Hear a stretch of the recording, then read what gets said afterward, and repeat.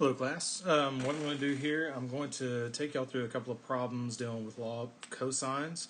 Of course, we left off before we had to leave school.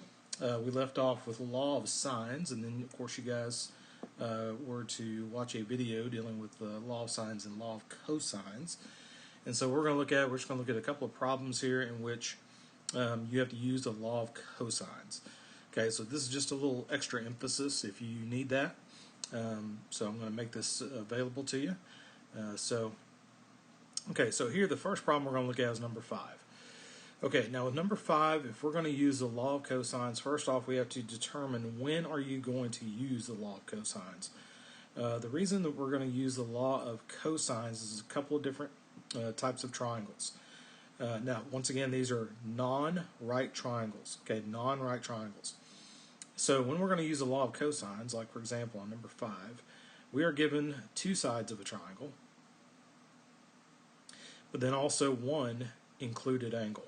Okay, and that just means it's that the angle in between those two sides. So we got this side and this side, but then we also have the included angle of 18. Now what we're going to do, we're going to take the numbers that we do have and we're going to plug those into this formula.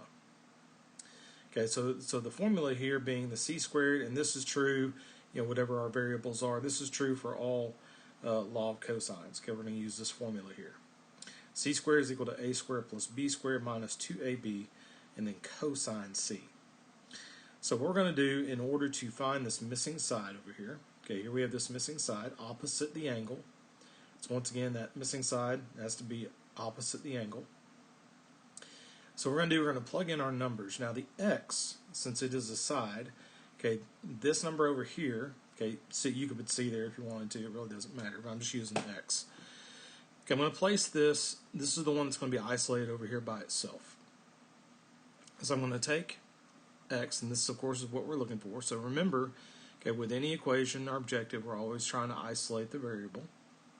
So here I have x squared is equal to, okay, but then we have a and b. Now the a and b is going to be the two sides, okay, here, the two sides that we have here. So we have 14.7 and 7.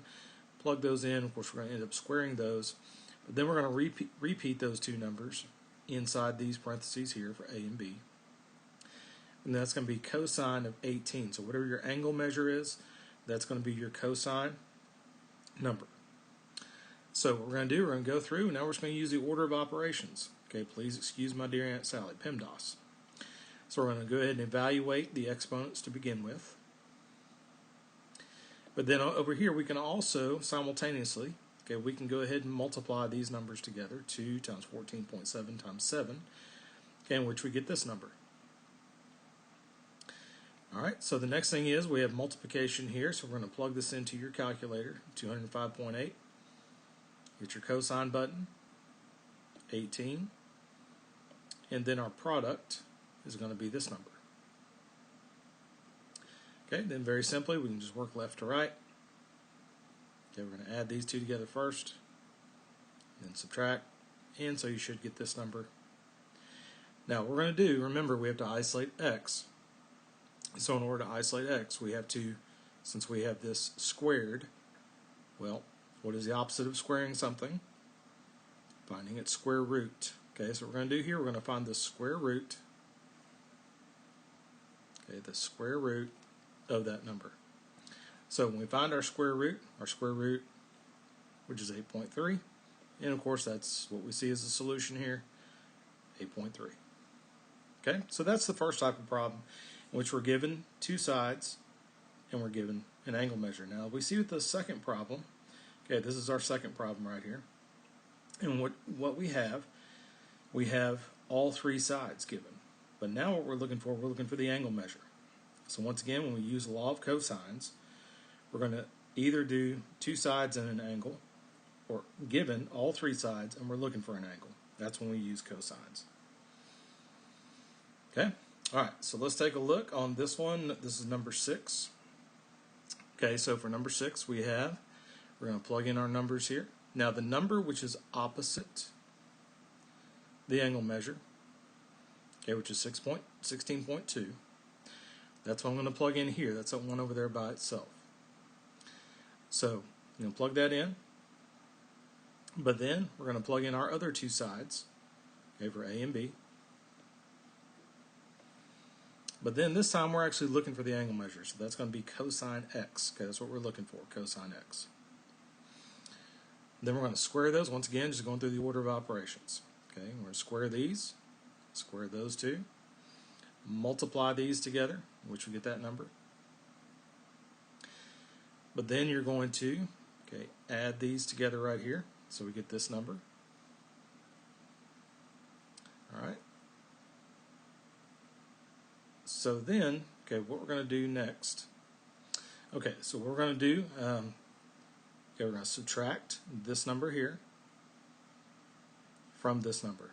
Okay, subtract this number from this number. So that's why we end up with negative 521.72. All right, then what we're going to do next, this is a product right here, negative 784 times cosine of x. So of course we're going to divide. So we're going to divide. So we're going to divide this number divided by that number. So we got two negatives, so it's going to give us a positive. And we want to divide that out. We can put our decimal. Now you can leave that as a fraction as well. Okay, you can do it either way. You could leave that as 521.72 over 784, or you can convert it to a decimal. All right, then we're going to do the inverse of cosine, because what we're trying to do, we're trying to isolate x. Remember, in any equation, we're always trying to get x by itself. Same thing here. Okay, cosine is being multiplied to x. So I'm going to divide, or actually, you know, in division, okay, with cosine, tangent, any of that. Okay, what we're going to do the inverse. Okay, remember inverse function? So we're going to do our inverse function of cosine times 0.66. And then we discover, okay, I went ahead and they just put it in the nearest whole number, but I put it to the nearest tenth. That's fine. So x is equal to, as they have up here, 48 or 48.7. Okay, and that would be your degree measure. So that is dealing with the law of cosines.